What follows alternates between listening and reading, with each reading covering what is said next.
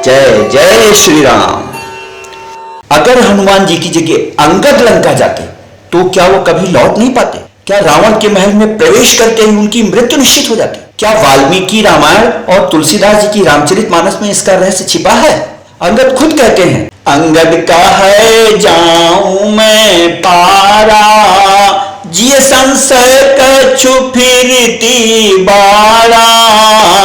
यानी मैं जा तो सकता हूं लेकिन लौटने का संदेह है। तो संदेह किस बात का था? क्या लंका में ऐसा कुछ था जो अंगद को रोक सकता था? क्या उन्हें कोई श्राप मिला था जिससे उनकी वापसी असंभव थी, या फिर उनके लंका जाने से पूरी रामायण ही बदल जाती? आज हम इस अनसुनी कथा का हर रहस्य खोलने वाले हैं। वीडियो को जरा भी स्किप मत कीजिएगा, क्योंकि जो सच सामने आएगा वो आपको चौंकाने वाला है। राम कथा मंदाकिनी। किष्किंधा कांड में जटायु का भाई जिसका नाम संपाति था, वह जब सभी वानरों को माता सीता का पता बताते हैं तो वे यह भी कहते हैं कि जो 100 योजन अर्थात 400 कोस के समुद्र को एक छलांग में पार करने में सक्षम होगा, वही श्री राम के कार्य को सफलतापूर्वक कर सकेगा। जो ना घई सत जो जन सागर, करे सो राम काज मति आगर। यह सुनकर सभी लोग अपनी अपनी सामर्थ्य बताने लगते हैं कि कौन कितने योजन जा सकता है। निज निज बल सब काहू भाखा, पार जाय कर संशय राखा। ऋक्षेश जामवंत जी कहते हैं कि जब वामन भगवान ने राजा बलि को बांधते समय अपना विराट रूप धारण किया, यानी जब उन्होंने एक पैर से सारी पृथ्वी नाप ली थी, तब मैं जवान था, यंग था। तब मैंने केवल 2 घड़ी में उनके उस विराट स्वरूप की 7 परिक्रमाएं कर ली थी। 7 बलि बांधत प्रभु बाहु, सो तनु बरनि न जाई। उभय घड़ी महदीनी, 7 प्रदक्षिण धाई। लेकिन अब मैं बूढ़ा हो चुका हूं, इसलिए अब मैं इस कार्य के योग्य नहीं हूं। जरठ भयऊ अब कहाई रिछेसा, नहीं तन रहा प्रथम बल लेसा। जबहि त्रिविक्रम भय खरारी, तब मैं तरुण रहो बल भारी। इसके बाद अंगद जी बोलते हैं, मैं जा तो सकता हूं पर आ पाऊंगा इसमें मुझे संदेह है। अंगद का है जाऊं मैं पारा, जिय संशय कछु फिरती बाड़ा। आइए, अंगद के मन में लौट पाने वाला संशय क्यों था? जा पाने का संशय नहीं था, वापस आ पाऊंगा या नहीं इस पर संशय था। तो विस्तार से इस पर चर्चा कर लेते हैं। इन संशयों पर संतों और महापुरुषों ने विभिन्न दृष्टिकोण प्रस्तुत किए हैं। इनमें से कुछ प्रमुख ये हैं। पहला कारण अक्षय कुमार वाले श्राप का भय। इस कथा के अनुसार बाली पुत्र अंगद और रावण पुत्र अक्षय कुमार एक ही गुरुकुल में पढ़ते थे। अंगद बहुत शरारती थे, जब तक अक्षय कुमार को पीट देते थे। एक बार की बात है कि अक्षय कुमार अंगद के पीटने से बेहोश हो गया, जिससे क्रोधित होकर गुरु ने अंगद को यह श्राप दिया कि भविष्य में यदि कभी भी अक्षय कुमार पलटकर अंगद को एक थप्पड़ मार देगा तो उसी क्षण अंगद का प्राणांत हो जाएगा। अंगद के मन में यही संशय था कि यदि मैं लंका गया और कुछ लड़ाई झगड़े की बात आई, यानी मारपीट की नौबत आई और अक्षय कुमार ने थप्पड़ मार दिया, तो मेरे जीवन का तो तुरंत प्राणांत हो जाएगा।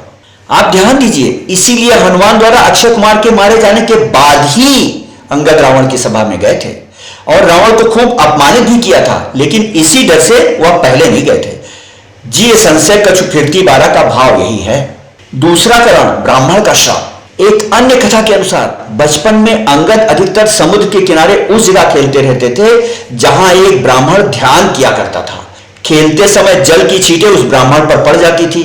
इससे क्रोधित होकर ब्राह्मण ने अंगद को श्राप दे दिया कि यदि तुम इस समुद्र के जल को पार करोगे तो फिर कभी लौट नहीं पाओगे।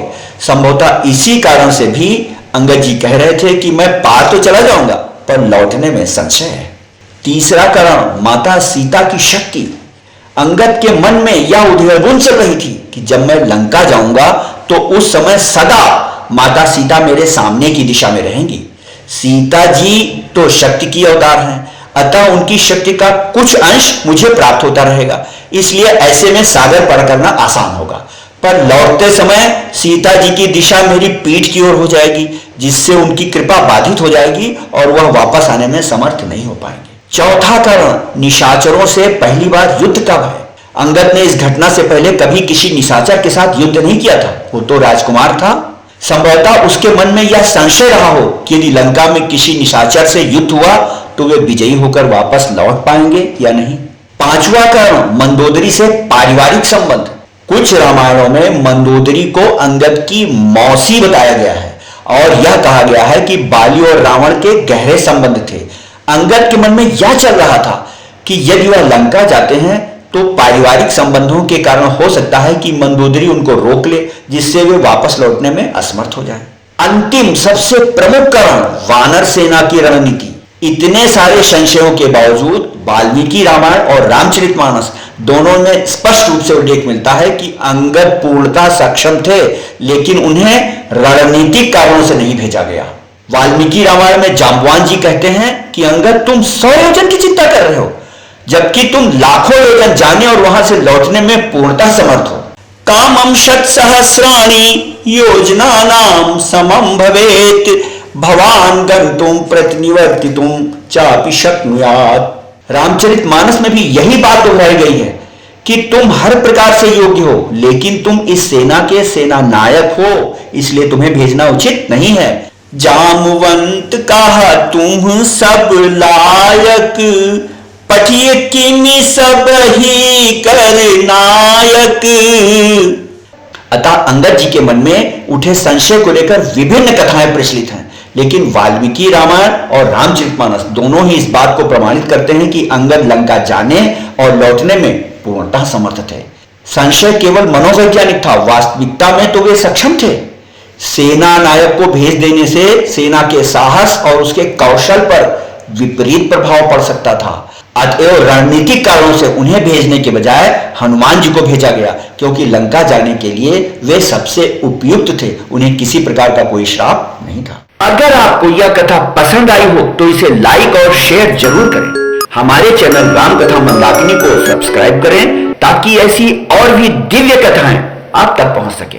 आपकी भक्ति और समर्थन से यह राम कथा जन जन तक पहुंचेगी। धन्यवाद। जय जय श्री राम।